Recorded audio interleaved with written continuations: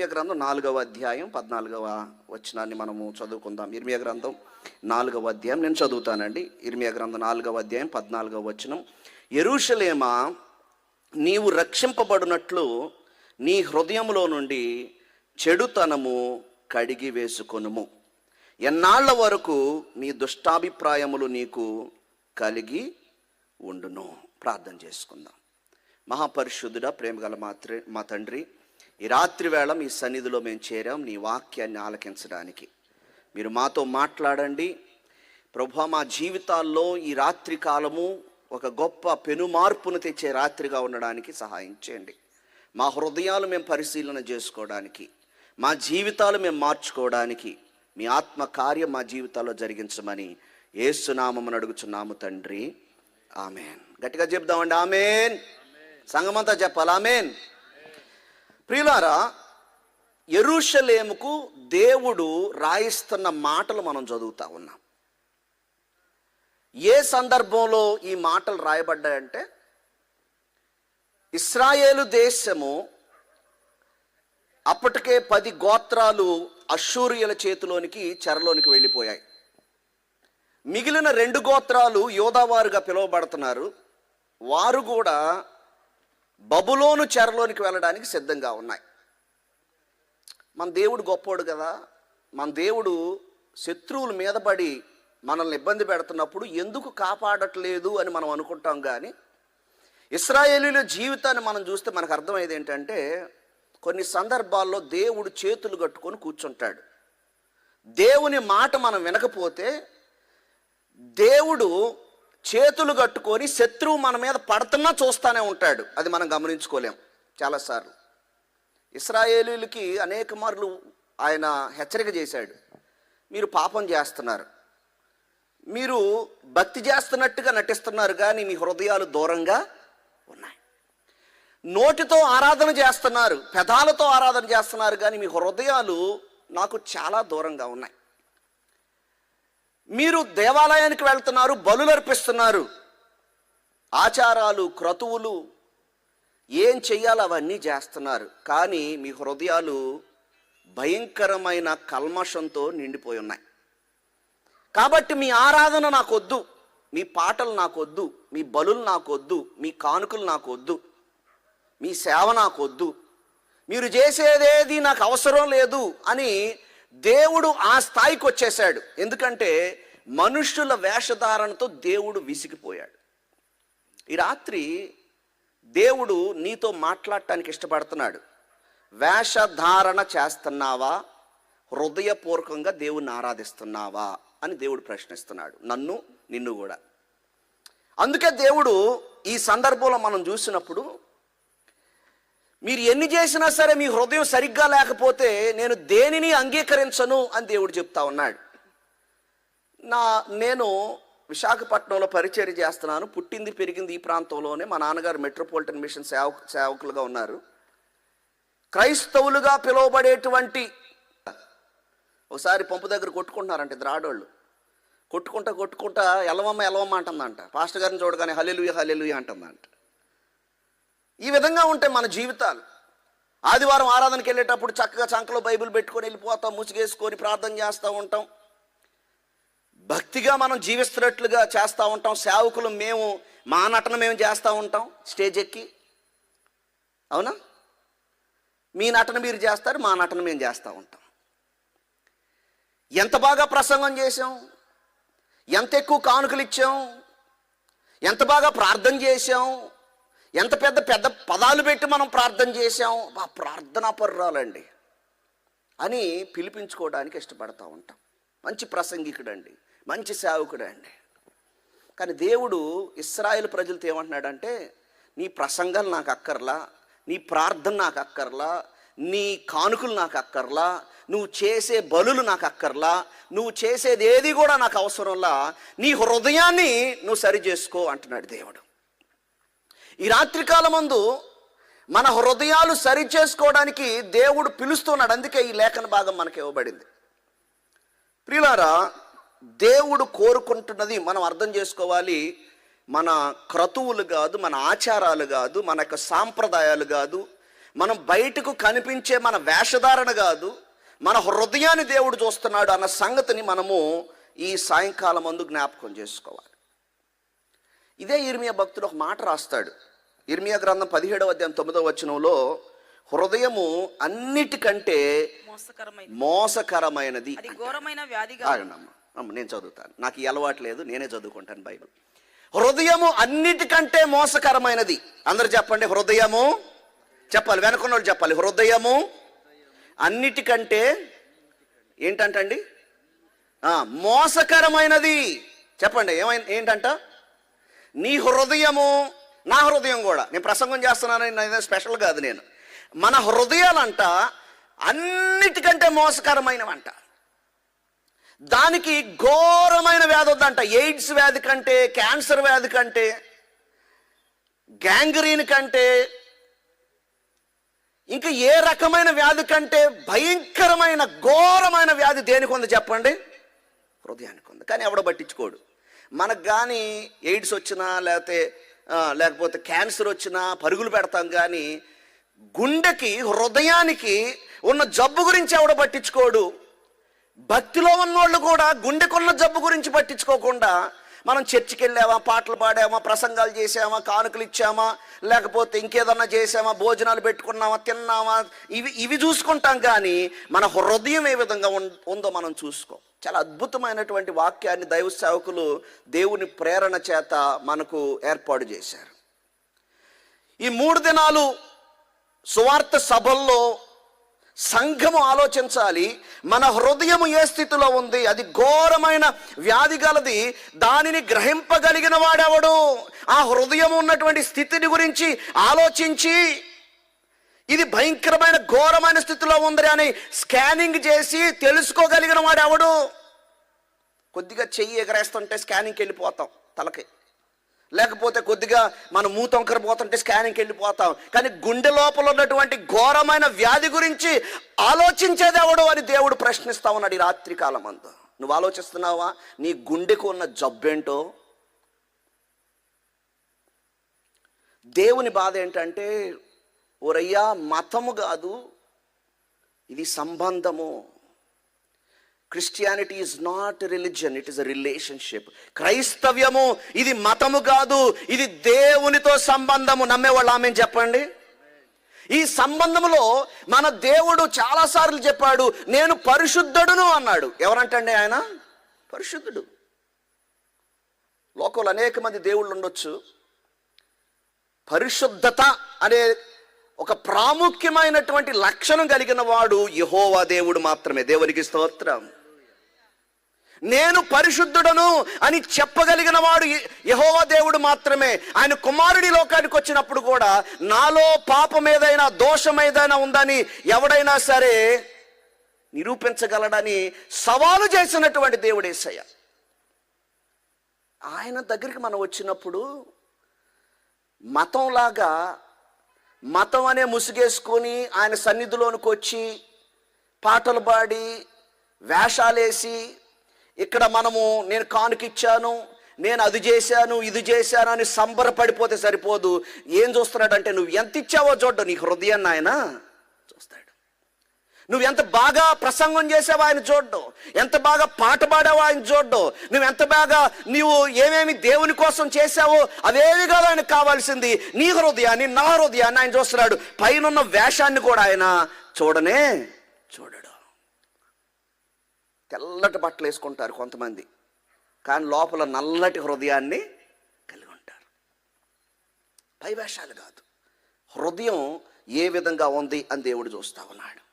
పై వేషాన్ని దేవుడు చూడు. అందుకే సౌలు పాపం చేసిన తర్వాత, రాజు అయిన సౌలు పాపం చేసిన తర్వాత సౌల్ని తీసి పడేద్దాం అనుకున్నాడు దేవుడు.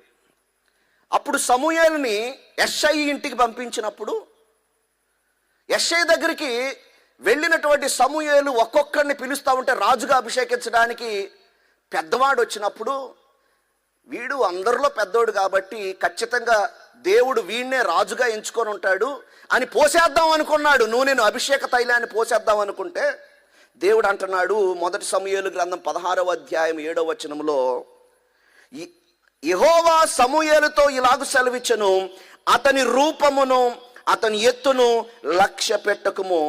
మనుషులు లక్ష్య పెట్టు వాటిని యెహోవా లక్ష్య పెట్టడు. కొన్ని సందర్భాల్లో సిటీస్లో కొన్ని అడ్వర్టైజ్మెంట్లు చూస్తూ ఉంటాం. ఏం అడ్వర్టైజ్మెంట్లు అంటే, మాకు రిసెప్షనిస్ట్ కావాలను అని అంటాడు. ఎవరు కావాలంట? రిసెప్షనిస్ట్ అంటే హోటల్లోనో లేకపోతే స్కూల్లోనో ఆ ఫ్రంట్ డెస్క్ మీద కూర్చొని, ఆ డెస్క్ దగ్గర కూర్చొని వచ్చిన వాళ్ళందరినీ పలకరించాలి, వాళ్ళతో మాట్లాడాలి, వాళ్ళకి కావాల్సింది ఏదో చేసి పెట్టాలి, రిసెప్షనిస్ట్ కావాలంటాడు. కానీ ఎవరిని సెలెక్ట్ చేస్తాడంటే కొద్దిగా ఎర్రగా బుర్రగా, కొద్దిగా చక్కగా నవ్వుతూ, కొంచెం ఆ చామింగ్ అంటే చక్కగా మాట్లాడగలిగినటువంటి తలాంతు కలిగి మనిషి అందాన్ని బట్టి సెలెక్ట్ చేసుకుంటాడు. కొంతమంది ఓపెన్గా రాస్తారు, ఏమనంటే అందంగా ఉండాలి అని రాస్తాడు, ఆడపిల్ల అయి ఉండాలి, అందంగా ఉండాలి అని రాస్తారు. ఎందుకంటే ఆ డెస్క్ దగ్గర కూర్చునే వాళ్ళంట అందరికీ ఆకర్షణీయంగా కనిపించాలి. ఇప్పుడు రాజుగా ఎంచుకోవడానికి వెళ్ళినటువంటి దైవజనుడు సమూయేలు కూడా, అబ్బా ఎంత ఎత్తున్నాడు రా ఈయన, యుద్ధానికి వెళ్తే మాత్రం మామూలుగా ఉండదు, అలాంటి వీరుడు శూరుడు ధీరుడు, అసలే యుద్ధంలో సైన్యంలో పనిచేస్తున్నవాడు, వీడే రాజు అనుకొని పోసేద్దాం అనుకుంటే దేవుడు అన్నాడు, ఒరే ఆయన ఎత్తు నేను చూడట్లేదు, ఆయన ఉన్నటువంటి ఆయన యొక్క రూపాన్ని నేను చూడను, పైన ఉన్నది నాకు అనవసరం, లోపల ఉన్న మ్యాటర్ ఏంటో నేను చూడాలన్నాడు. దేవునికి స్తోత్రం చెల్లిద్దాం. హల్లెలూయా. ప్రియులారా, ఈరోజు మనం ఎంత చక్కగా తయారై చర్చికి వస్తున్నాం, ఎంత చక్కగా ఒక విశ్వాసిలాగా మనం నటిస్తున్నాం, ఎంత చక్కగా మనము ఒక భక్తిపరుడిలాగా భక్తిపరురాల్లాగా మనం నటిస్తున్నాము. పై వేషం చూడ్డం. చాలాసార్లు ఈ దైవజనుడు ఈ పాపంలో పడిపోయాడా అనేటువంటి ఆలోచన కొన్నిసార్లు కలుగుతూ ఉంటుంది. ఈ విశ్వాసి ఈ పాపంలో పడిపోయిందా అనేటువంటి ప్రశ్న కలుగుతూ ఉంటుంది. ఎందుకంటే మనం ఎప్పుడు ఊహించం వాళ్ళు అలాంటి పని చేస్తారని. ఎందుకు అంటే పాపం అంట బయట చేసే ముందు లోపల జరుగుతుందంట. ఎక్కడ జరిగిద్ది? లోపల జరుగుతుంది. దేవుడు అందుకే హృదయాన్నే లక్ష్య పెడతాడు. ఆయన మన ఆచారాలను, క్రతువులను, సాంప్రదాయాలను, పై వేషధారణను, మన యొక్క రెప్యుటేషన్, మన యొక్క పేరు ప్రతిష్టలను, మన ఉన్నటువంటి పరిస్థితులను, బయట ఉన్నటువంటి స్థితిని దేవుడు చూడగానే ఆయన ముందు చూడటమే మన గుండె లోతుల్లోనికి తొంగి చూస్తాడంట. ఆయన నీ గుండెను స్కాన్ చేస్తాడు. ఈ రోజున ప్రభు నీ గుండె స్కాన్ చేస్తే ఏ విధంగా ఉంటుంది? ఏ విధంగా ఉంటామంటే నేను అప్పుడప్పుడు అనుకుంటా ఉంటా, దేవుడు మనుషులకు కానీ 2 లైట్లు పెట్టాడు అనుకోండి, ఇటు రెడ్ లైటు ఇటు గ్రీన్ లైటు పెట్టి, మనం లోపల చెడ్డ ఆలోచన చేయగానే రెడ్ లైటు, మంచి ఆలోచన చేస్తే గ్రీన్ లైట్ వెలిగేలాగా పెట్టాడు అనుకోండి. చర్చికి వచ్చిన తర్వాత సిస్టర్ కనబడితే, sister praise the lord sister, మీ చీర చాలా బాగుంది సిస్టర్ అంటది ఒక సిస్టర్. వెంటనే రెడ్ లైట్ వెలిగిద్ది. ఎందుకంటే ఎవడెవడిని ముంచేసి ఆ చీర కొనుక్కుందో, చూడు చీర తీసుకొచ్చి ఎంత గొప్పలు పోతా ఉందో, ఎన్ని ఆలోచనలు తిరుగుతూ ఉంటాయి కొంతమందికి. ఎవరైనా ఇల్లు కొనుక్కున్నారనుకోండి, వెంటనే మనం ఏమనుకుంటాం, ఏమేం చేసి ఆ ఇల్లు కొనుక్కున్నారు, ఏమేం చేసి ఆ కారు కొనుక్కున్నారు, ఏమేం చేసి ఇది చేశారు. వెంటనే బయటికి మాత్రం మేము చాలా సంతోషపడుతున్నామండి మీ ఆశీర్వాదాన్ని బట్టి అంటాం, లోపల కుళ్ళి చచ్చిపోతూ ఉంటాం మనం. అప్పుడు రెడ్ లైట్ వెలగాలి మనకి. ఒకవేళ దేవుడు అలా పెట్టకపోయినా సరే ఆయన మాత్రం మన గుండె స్కాన్ చేస్తున్నాడు. మన హృదయం ఎటువంటి స్థితిలో ఉంది, మనం చేసే ఆలోచనలు. దేవుడు హృదయంతో ఎందుకు ప్రారంభిస్తాడంటే ఒక సామెత ఉంటుంది. ఆ సామెత ఏం చెప్తుందంటే, నీ యొక్క ఆలోచన విధానం నీ యొక్క క్రియలను ప్రభావితం చేస్తుంది. నువ్వేం ఆలోచిస్తే అదే పనులు చేస్తావు. నీ యొక్క క్రియలు దేన్ని ప్రభావితం చేస్తాయో తెలుసా? నీ యొక్క అలవాట్లను ప్రభావితం చేస్తాయి. నీ అలవాట్లు నీ యొక్క వ్యక్తిత్వాన్ని ప్రభావితం చేస్తుంది. నువ్వేం ఆలోచన చేస్తావో రేపు పొద్దున అదే చేస్తావు. వ్యభిచారం చేద్దాం అని నువ్వు ఆలోచన చేసావు అనుకో, ఏదో ఒక రోజున అవకాశం వస్తుంది, నువ్వు వ్యభిచారం చేసేస్తావు అంతే. ఆ చేస్తూ ఉన్నప్పుడు అది అలవాటుగా మారినప్పుడు చివరికి అది నీ వ్యక్తిత్వంగా మారిపోద్ది. దొంగతనం చేద్దాం ఎవరిదైనా దొరికితే బాగుండు అని నువ్వు ఆలోచన చేస్తూ ఉంటే చివరికి అది నీ వ్యక్తిత్వంగా మారిపోద్ది, నీ క్యారెక్టర్గా మారిపోద్ది. అందుకే దేవుడు క్యారెక్టర్ దాకా చూడ్డు, ముందు లోపల ఉన్న హృదయాన్ని ఆయన పరిశీలిస్తున్నాడు. దేవునికి స్తోత్రం చెల్లిద్దాం. హల్లెలూయా. అందుకే దేవుడు అంటున్నాడు, అయ్యా నీవు రాజుగా సెలెక్ట్ చేయాలంటే పై వేషం కాదు చూడాల్సింది, నువ్వు లోపల ఉన్నటువంటి హృదయాన్ని చూడాలి. నేను మనుషుల యొక్క పై వేషాన్ని లక్ష్య పెట్టేవాడిని కాదు, నేను అతనిని త్రోసివేసి ఉన్నాను అన్నాడు. ఏం చేశాడంటే అండి, కొన్నిసార్లు పాస్టర్ గారు సెలెక్ట్ చేయొచ్చు, కానీ దేవుడు తోసేయచ్చు. కొన్నిసార్లు పెద్దలు సెలెక్ట్ చేయొచ్చు, కానీ దేవుడు తోసేయచ్చు. కొన్నిసార్లు మనుషులు సెలెక్ట్ చేయొచ్చు, అబ్బా ఈ వ్యక్తి ఎంత భక్తి కలిగిన వ్యక్తి అనుకోవచ్చు, కానీ దేవుడు తోసేయచ్చు. మనం దేవుడి మాట వినని స్థితిలో ఉన్నాం అనుకోండి, మనం చెప్పిందే మనం చేసేస్తూ ఉంటాం. కానీ మనం ఆలోచించాలి, దేవుడు తోసేస్తున్నాడా, దేవుడు ఆహ్వానిస్తున్నాడా? దేవుడు ఎవరిని తోసేస్తాడు? లోపల ఒకటి పై ఒకటి కలిగిన వాడిని. మనుషులు పై రూపమును లక్ష్య పెడతారు, కానీ యెహోవా హృదయాన్ని లక్ష్య పెడతాడు. పై వేషము కాదు, నీ హృదయం ఏ విధంగా ఉందో దాన్ని దేవుడు చూస్తాడు. అందుకే ఇర్మియా భక్తుడి ద్వారా దేవుడు ఇశ్రాయేలు ప్రజలకు తెలియజేసిన మాట ఇర్మియా గ్రంథం 4వ అధ్యాయం 14వ వచనములో, యెరూషలేమా నీవు రక్షింపబడినట్లు నీ హృదయములో నుండి ఏం తీసేసుకోవాలి? చెడుతనము కడిగి వేసుకొనుము. నీ చెడుతనాన్ని నీ హృదయంలో నుంచి కడిగి వేసుకొనుము. దావీదు ప్రార్థన చేశాడు. కీర్తనల గ్రంథం 51వ కీర్తన 10వ వచనములో, దేవా నా యందు శుద్ధ హృదయము, అందరం చెప్దామండి, దేవా, ఒక చేయి పైకెత్తుదామా, దేవా నా యందు శుద్ధ హృదయము కలుగజేయము. నిజంగా ఈ ప్రార్థన చేయాలి ప్రభువుకు. ఎందుకంటే మన హృదయాలు ఎప్పటికప్పుడు మలినమైపోతూనే ఉంటాయి. మనుషులం కాబట్టి నేను పరిశుద్ధుడను, నేను పాపము లేని వాడను, నాలో పాపం లేదంటే మనము అబద్ధికులం అవుతామంట దేవుని ముందు. 1 యోహాను పత్రికలో మనం చూస్తాం దాన్ని. నాలో పాపం లేదని ఎవడు చెప్పలేడు. కాబట్టి ఎప్పటికప్పుడు మన హృదయాన్ని మనం స్కాన్ చేసుకుంటూ, మన హృదయాన్ని మనం పరిశీలించుకుంటూ, ఎప్పటికప్పుడు దేవా నాకు శుద్ధ హృదయమును కలుగజేయము, నా అంతరంగములో స్థిరమైన మనస్సు. అందరు చెప్పండి, స్థిరమైన మనస్సు. ఏ మనసు ఉండాలంట? ఒకరోజు విశ్వాసంలో, ఒకరోజు అవిశ్వాసంలో, ఒకరోజు పరిశుద్ధతలో, ఒకరోజు అపవిత్రతలో, ఒకరోజు మంచి మాటలు, ఇంకో రోజు బూతులు. విశ్వాసులు మన యొక్క సమాజాల్లో చూసుకుంటే గొడవ అయితే ఉంటుంది, వాళ్ళ నోరు అమ్మో ఈవి నోట్లో నోరు పెట్టకూడదండి అనే డైలాగ్ మనం చాలాసార్లు విని ఉంటాం కదా. ఎందుకంటే మన నోరు కోపం వచ్చిందంటే మనం మాట్లాడే మాటలు బూతులు, భయంకరమైనటువంటి మాటలు మన నోట్లోంచి వస్తూ ఉంటాయి. ఎవరండి వీళ్ళు? ఎవరు చెప్పండి మాట్లాడుతుంది? విశ్వాసులు, కొంతమంది సేవకులు మాట్లాడతాం. కోపం వచ్చిందంటే ఏం మాట్లాడుతున్నావు మనకే అర్థం కాదు. గమనించండి ప్రియ దేవుని బిడ్డలారా, స్థిరమైన మనస్సు ఒకరోజు ఒకలాగా, ఒకరోజు మరొకలాగా కాకుండా స్థిరమైన మనస్సు నూతనముగా నాకు పుట్టించుమని కీర్తనకారుడైనటువంటి దావీదు ప్రార్థన చేస్తూ ఉన్నాడు. ఎందుకంటే ఈ వచనములో నుంచి మనం నేర్చుకునే పాఠం ఏంటంటే, God looks beyond the surface to the heart. దేవుడు మన యొక్క శరీరము పైభాగాన్ని కాదు చూసేది, దేవుడు మన యొక్క అంతరంగాన్ని చూస్తాడు. ఈరోజు దేవుడు నీ అంతరంగాన్ని చూస్తున్నప్పుడు నీ స్థితి ఏమై ఉన్నదో నువ్వు గమనించుకోవాలి. రెండవ మాట ఏంటంటే, పాపము బయటికి కనిపించే ముందు లోపల ఉంటుంది కాబట్టి దేవుడు లోపలను సరి చేయాలనుకుంటున్నాడు. దేవుడు మన హృదయాన్ని లక్ష్య పెడతాడు ఒకటి. రెండవది ఎందుకు లక్ష్య పెడతాడంటే, పాపము బయట కనిపించకపోవచ్చు. అది ఎక్కడుంటుంది చెప్పండి? ఎక్కడుంటుంది చెప్పండి? పాపము బయటికి మనం చాలా చక్కగా ఉండొచ్చు, కానీ పాపం అసలు ఉండేది హృదయంలో. అందుకే యేసుప్రభువు వారు ఎక్కువగా అంతరంగములో ఉన్నటువంటి పరిస్థితుల గురించి మాట్లాడేవారు. వ్యభిచారము చేయకూడదని మీరు విన్నారు కదా. ఒక స్త్రీని మోహపు చూపుతో చూచి వాడు ఏం చేస్తున్నాడంట? ఆమెతో పాపం చేస్తున్నాడు. నేను చేయలేదు కదండి. పాత నిబంధనలో చేస్తే రాళ్లతో కొట్టేవాళ్ళు. ఇప్పుడు కొత్త నిబంధనలోకి వచ్చిన తర్వాత నేను చేయలేదు కదండి అంటే కుదరదు. నీ హృదయంలో నువ్వు ఆలోచన చేశావు, అది చాలు, అది చేసినట్లే. ఎందుకంటే రేపొద్దున అది క్రియలోకి వెళ్ళిపోద్ది ఖచ్చితంగా.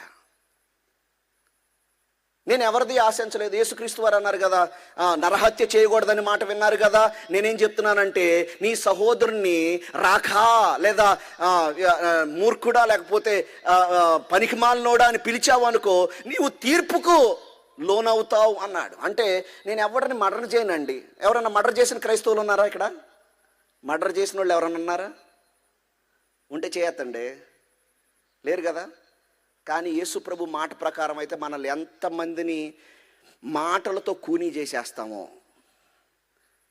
మాటలతో కూనీ చేసేస్తాం. ఒక విశ్వాసం వచ్చిందంట ఒక పాస్టర్ గారి దగ్గరికి వచ్చి అందంట, పాస్టర్ గారు నా కోపం ఎక్కువే కానండి, నా మనసు చాలా మెత్తని మనసు అండి అందంట. ఆవిడ ఇక మొదలుపెట్టిందంటే దడ దడ దడ దడ బుల్లెట్లు దించేసిద్ది అనమాట. అందుకే పాస్టర్ గారు అన్నారంట, అమ్మ మంచిదాని వేలే గారు నువ్వు ఎలాంటి దాని అంటే మిషన్ గన్ లాంటి దాని అమ్మ అన్నాడంట. ఎలాంటిదంట? Machine gun. దడ దడ దడ దడ దించేస్తావు, ఆ తర్వాత నీ మ్యాగజైన్ మొత్తం ఖాళీ అయిపోద్ది. కానీ అక్కడ అందరికీ ఏముంటాయి చెప్పండి? పన్నోళ్ళు ఏముంటుంది? జీవితాంతం కోలుకోలేని రంధ్రాలు ఉంటాయి వాళ్ళ గుండె నిండా. ఎందుకంటే అంత గట్టిగా దించింది అనమాట, అన్ని బుల్లెట్లు దించేసింది. ఈవిడ ఖాళీ అయిపోయింది, హాయిగా అమ్మ నా భారం అంతా దిగిపోయింది, అమ్మ నన్ను క్షమించి తల్లి అంటది వచ్చి. నువ్వు మిషన్ గన్ లాంటిదానివమ్మ, అందరినీ నువ్వు గాయపరుస్తావు, నువ్వు హాయిగా ఉంటావు. నేను నా హృదయంలో ఏం దాచుకోనండి. ఏంటండి ఏదో సరదాగా అంటే సిస్టర్ నేను ఏదో అన్నానని చెప్పేసి ఇప్పుడు దాకా బాధపడుతున్నారు అంటావు. కానీ నువ్వు దించాల్సినవన్నీ కూడా బుల్లెట్లు దించేస్తావు. ప్రియులారా, క్రియలోకి రాకముందే నీ గుండెను సరి చేసుకుంటే ఈ సమస్య ఉండదు నీకు. నీ మాట, నీ యొక్క క్రియలు, నీవు చేసే పనులన్నీ కూడా నీ హృదయాన్ని సరి చేసుకుంటే తిన్నగా ఉంటాయి. అందుకే దేవుడు ఏం చేస్తున్నాడంటే, అయ్యా నీ హృదయాన్ని సరి చేసుకుంటున్నాడు. నువ్వు హృదయాన్ని కడుక్కుంటే నువ్వు రక్షింపబడతావు. దేవునికి స్తోత్రం, హల్లెలూయా. ఎప్పుడు రక్షింపబడతావు అంటండి? హృదయాన్ని కడుక్కోవాలి. యేసుప్రభు వారు చెప్పారు మత్తయి సువార్త 15:19 దురాలోచనలు, నరహత్యలు, వ్యభిచారములు, వేశ్యాగమనములు, దొంగతనములు, అబద్ధ సాక్ష్యములు, దేవదోషణలు ఎక్కడి నుంచి వస్తాయి చెప్పాలి? వెనుకున్న వాళ్ళు ఎక్కడి నుంచి వస్తాయి? నీ హృదయంలో నుంచే వస్తాయి. నువ్వు బయట నుంచి తీసుకున్న దాన్ని బట్టి కాదు, నీ లోపల నుంచి బయటకు వచ్చేది నిన్ను అపవిత్రపరుస్తుందని ప్రభు వారు చెప్తా ఉన్నారు. ఎందుకంటే నీ హృదయంలో నుంచి వచ్చేవి ఏంటంటే దురాలోచనలు వస్తాయి, నరహత్యలు వస్తాయి, వ్యభిచారం వస్తుంది, వేశ్యాగమనం వస్తుంది, దొంగతనం వస్తుంది, అబద్ధ సాక్ష్యాలు వస్తాయి, దేవదోషణలు వస్తాయి. హృదయంలో నుంచే అవి పుట్టుకొస్తాయి. అందుకే హృదయమా జాగ్రత్త అని దేవుడి రాత్రికాలమందు హెచ్చరిక చేస్తూ ఉన్నాడు. మన హృదయంలో ఉన్నటువంటి ఆశలు, హృదయం అంటే అసలు ఏంటి? హృదయం అంటే ఏంటి? గుండె కదా, అంతేనా? హార్ట్ అంటాం. ఈ గుండెని ఒక సాదృశ్యంగా వాడుకుంటారు. యూదుల యొక్క లేకపోతే హెబ్రీల యొక్క ఆలోచన విధానం, దేర్ థాట్ ఏ విధంగా ఉంటుందంటే, హెబ్రీల యొక్క ఆలోచన విధానం మన యొక్క జీవితం అంతటికి గుండె ప్రధానం. ఎందుకంటే భౌతికంగా తీసుకుంటే మన గుండె దగ్గర నుంచే రక్త ప్రసరణ అనేది మన శరీర అవయవాలన్నిటికీ వెళ్తుంది. కాబట్టి అదే ప్రధానమైనది, అదే కేంద్రము. ఒక మనిషి జీవితానికి అదే కేంద్రము గనుక దానిలో నుండే ఆలోచనలు వస్తాయని ఆ రోజుల్లోనే వాళ్ళు నమ్మారు. గుండె అనేది సాదృశ్యంగా దేనికి సాదృశ్యం అంటే నీ ఆలోచనలకు, నీ ఊహలకు, నీ యొక్క చిత్తానికి, చేద్దామా లేదా అనేటువంటి చిత్తానికి, అంతేకాకుండా నీ యొక్క ఇమోషన్స్, నీ యొక్క భావోద్వేగాలు, నీకొచ్చే కోపము, నీకొచ్చే ప్రేమ, నీకొచ్చే బాధ, ఇవన్నీ సంతోషం, ఇవన్నీ కూడా గుండెలో నుంచే వస్తాయి అని నమ్మారు. కాబట్టి హృదయము అంటే నీ లోపల జరిగేటువంటి ప్రతి విషయము కూడా హృదయంలోనే ఉంటుందని నమ్మారు. ఈ మధ్య కాలంలో శాస్త్రవేత్తలు ఏం చెప్పారు తెలుసా? గుండెకు కూడా జ్ఞాపక శక్తి ఉంటుందంట. ఏముంటుందంట అండి? గుండెకు కూడా జ్ఞాపక శక్తి. రీసెర్చ్లో ఏం తేలిందంటే, ఒక పరిశోధన చేస్తే గుండె మార్పిడి జరిగిన వాళ్ళంట, ఒక వ్యక్తి గుండె కానీ ఈ వ్యక్తి పెట్టుకుంటే, సపోజ్ నేను ఒక వ్యక్తి గుండె పెట్టుకున్నాను అనుకోండి, నా గుండె పాడైపోయి నేను ఒక వ్యక్తి గుండె పెట్టుకుంటానంట, ఆ తర్వాత నాకున్నటువంటి ప్రాధాన్యతలు మారిపోయాయి, నాకున్న కోరికలు మారిపోయాయంట. కొన్నిసార్లు ఆ గుండె పెట్టుకున్న వాళ్ళు ఎవరి గుండె అయితే తీసుకున్నాడో ఆ వ్యక్తి యొక్క ఆహారపు అలవాట్లు ఈ వ్యక్తికి వచ్చేసినాయి అంట. ఇది పరిశోధన. కావాలంటే చదువుకున్న పిల్లలు పరిశోధన చేయండి దీని గురించి. అంటే గుండెకు కూడా, అంటే స్పైన్కి కూడా, అంటే బాడీ మొత్తం వాస్తవానికి ఆలోచన చేస్తాం. ఒక విధంగా చెప్పాలంటే స్పైన్ గురించి మనకు తెలిసిందే. ఏమంటారు? రిఫ్లెక్ట్ యాక్షన్ అంటారా? నుప్పు మీద వేలు పడింది అనుకోండి, పొరపాటు ఏం చేస్తాం దాన్ని? రిఫ్లెక్షన్. మెదడు చెప్పకముందే వేలు లాగేస్తాం. మెదడు చెప్పక్కర్లా, స్పైన్ చెప్పిద్దంట. వెన్ను పోసే మనకి కమాండ్ ఇచ్చిద్దంట, చేయి బయటకు తీ అని చెప్పేసి. చూసారా, దేవుడు శరీరం మొత్తం అలా డిజైన్ చేశాడు. ప్రాముఖ్యంగా హృదయంలో ఏముంటుందో తెలుసా? భావోద్వేగాలు ఉంటాయంట. అందుకే బాధపడుతుంటే హార్ట్ ప్రాబ్లం ఉన్న వాళ్ళని బాధపడవద్దని చెప్తా ఉంటారు. దాని వేగం పెరుగుతుంది, గుండె కొట్టుకోవటం ఎక్కువైపోద్ది, లేకపోతే తగ్గిపోద్ది, చచ్చిపోతారని మాత్రమే కాదు, కానీ గుండెలో భావోద్వేగాలు ఉంటాయి, గుండెలో జ్ఞాపక శక్తి ఉంటుంది. చాలా ప్రాముఖ్యమైనది గుండె. నీ గుండె చాలా ప్రాముఖ్యమైనది. మనం ఈ గుండె బాగా పనిచేయాలని వాకింగ్ చేస్తాం, డైటింగ్ చేస్తాం, కానీ ఈ గుండె లోపల సాఫ్ట్వేర్ ఉందో చూసారా, దాన్ని జాగ్రత్తగా కాపాడుకోవాలి. దేవునికి స్తోత్రం చెల్లిద్దాం. హల్లెలూయా. ఈ గుండె లోపల ఉన్నటువంటి జరిగేటువంటి ఆలోచనలు, ఈ గుండె లోపల జరిగేటువంటి భావోద్వేగాలు, నీ ఆశలు, నీ చిత్తము, ఇవన్నిటిని కూడా జాగ్రత్తగా చూసుకోవాలని దేవుడు సెలవిస్తూ ఉన్నాడు. ఎందుకంటే ఈ గుండె నిన్ను ఈడ్చుకుపోయి పాపం చేసేలాగా చేయగలుగుతుంది. యాకోబు రాసిన పత్రిక మొదటి అధ్యాయం 14వ వచనములో, ప్రతివాడును తన స్వకీయమైన దురాశ చేత ఏడ్వబడి మరులు కొల్పబడిన వాడై శోధింపబడును. దురాశ గర్భమును ధరించి పాపమును కరగా పాపము పరిపక్వమై మరణమును. దురాశ ఎక్కడ కలుగుతుంది? ఎక్కడ స్టార్ట్ అయింది దురాశ? గుండెలోనే స్టార్ట్ అయింది, నీ హృదయంలో స్టార్ట్ అయింది ప్రియులారా. కాబట్టి ఆ హృదయంలో జరిగేటువంటి ఆ యొక్క స్థితిని నీవు సరి చేసుకుంటే తప్ప నీ జీవితాన్ని నీవు సరి చేసుకోలేవు అన్న విషయాన్ని మనం జ్ఞాపకం చేసుకోవాలి. అందుకే దేవుడు అంటున్నాడు, నీవు రక్షింపబడినట్లు నీ హృదయంలో నుండి చెడుతనమును కడిగేసుకో. ప్రియులారా, హృదయంలో చెడుతనం కడిగేసుకోవాలి. ఈరోజు ఇందాక పాస్టర్ గారు చాలా చెప్పారు, చెడుతనం ఏ విధంగా ఉంటుందో అన్ని ఉదాహరణలతో సహా చెప్పారు. చెడుతనమును కడిగేసుకోవటం అనేది మనం నేర్చుకోవాలి. మన జీవితంలో ఏ ఆలోచనలు ఉన్నాయి, చెడు ఆలోచనలు ఉంటే వాటిని కడిగేసుకుంటేనే మనం రక్షింపబడతామంట. దేవునికి స్తోత్రం. రక్షణ అనేది ఉచితమే, కాదనడం లేదు. మీరు విశ్వాసము ద్వారా కృపచేతనే రక్షింపబడ్డారు. మన క్రియల వలన కలిగేది కాదు. కానీ రక్షణ అంటే కేవలం పరలోకానికి వెళ్ళటం మాత్రమే కాదు. రక్షణ అంటే దేవునితో సంబంధము పునరుద్ధరించబడటం. దేవునికి స్తోత్రం. నువ్వు పరలోకానికి వెళ్తావు, బాగానే ఉంది, కానీ నీవు ఈ లోకంలో జీవించినంత కాలము దేవునితో నీకు సరైన సంబంధము ఉందా? అలా ఉండాలంటే నీ హృదయాన్ని నువ్వు సరి చేసుకోవాలి. నీ హృదయం సరిగ్గా లేకపోతే దేవునితో నువ్వు సంబంధాన్ని కలిగి జీవించలేవు. నీ జీవితాన్ని, నీ హృదయాన్ని నువ్వు సరి చేసుకోవాలి.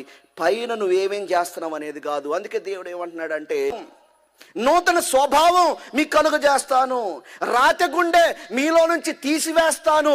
దానికి అనుకూలంగా మనం ఉండాలి. ప్రభువా, నాలో నుంచి రాతి గుండె తీసే ప్రభువా. అయ్యా, నీ వాక్యం ఎన్నిసార్లు వింటున్నా, ఎన్ని సంవత్సరాలు వింటున్నా, ఎన్ని మీటింగులు పాస్టర్ గారు ఖర్చు పెట్టి పెడతా ఉన్నా సరే వాక్యం వింటున్నాను, కానీ నేను ఒక చెవులోంచి విని ఇంకో చెవులోంచి వదిలేస్తున్నారు, కానీ నా హృదయాన్ని మార్చుకోవట్లేదు ప్రభువా. ఈ రోజన్నా నా హృదయాన్ని మార్చుకుంటానయ్యా. శుద్ధమైన హృదయం నాకు అనుగ్రహించు ప్రభువా అని ఈ రాత్రి మనము దేవుని సన్నిధిలో మనం మొరపెడదాం. ప్రియులారా, రక్షణ అనేది పరలోకానికి వెళ్ళటం మాత్రమే కాదు, కానీ దేవునితో సంబంధం. కాబట్టి హృదయాన్ని సరి చేసుకోమని దేవుడు పిలుస్తున్నాడు. అందుకే అంటున్నాడు ఇర్మియా గ్రంథం 4:14 వచనములో, యెరూషలేమా, నీవు రక్షింపబడినట్లు నీ హృదయంలో నుండి ఏం కడిగేసుకోవాలంట? చెడుతనమును కడుగు వేసుకొనుము. ప్రశ్నిస్తున్నాడు, ఎన్నాళ్ళ వరకు నీ దుష్టాభిప్రాయాలు నీ గుండెలో దాచుకుంటావు? నీ చెడు అభిప్రాయాలు, చెడు ఆలోచనలు, నేను అది చేయాలి ఇది చేయాలని లోకానుసారమైన ఆలోచన విశ్వాసిగా నువ్వు ఎంతకాలం చేస్తావు? తీసేసుకో అని దేవుడు ఆ రోజున వాళ్ళకు పిలుపునిచ్చాడు. ఈరోజు నీకు పిలుపునిస్తున్నాడు. నీ గుండె సరి చేసుకోవడానికి, దేవునితో సంబంధం సరి చేసుకోవడానికి సిద్ధంగా ఉన్నావా? భయంకరమైన దేవుని తీర్పు మన మీదకి రాకముందే, దేవుని యొక్క ఉగ్రత రాకముందే, దేవుని తీర్పు, దేవుని శిక్ష రాకముందే, ప్రభువా నన్ను క్షమించు నాయన, నా హృదయంలో వ్యభిచారపు ఆలోచనలు ఉన్నాయి నాయన, నా హృదయంలో దొంగతనపు ఆలోచనలు ఉన్నాయి నాయన, నా హృదయంలో అసూయతో కూడిన ఆలోచనలు ఉన్నాయి నాయన, నా హృదయంలో ద్వేషంతో కూడిన ఆలోచనలు ఉన్నాయి నాయన, నేను క్షమించలేకపోతున్నాను నాయన, నా హృదయంలో వేషధారణతో కూడిన ఆలోచనలు ఉన్నాయి, నన్ను క్షమించు ప్రభువా అని ఆయనకి రాత్రి మొర పెడదామా? తలలు వంచి ఒక చిన్న ప్రార్థన చేద్దామా? చిన్న ప్రార్థన. దేవుడు నీతో మాట్లాడాడమ్మా. ఏదో ఆచారం ప్రకారం మీటింగ్ పెట్టారు, వచ్చాను అన్నట్లుగా కాకుండా ఈ రాత్రి నీ హృదయం కడగబడాలి. ఈ రాత్రి ఒక గొప్ప మార్పు నీలో కలగాలి. ఒక చిన్న ప్రార్థన చేద్దామా?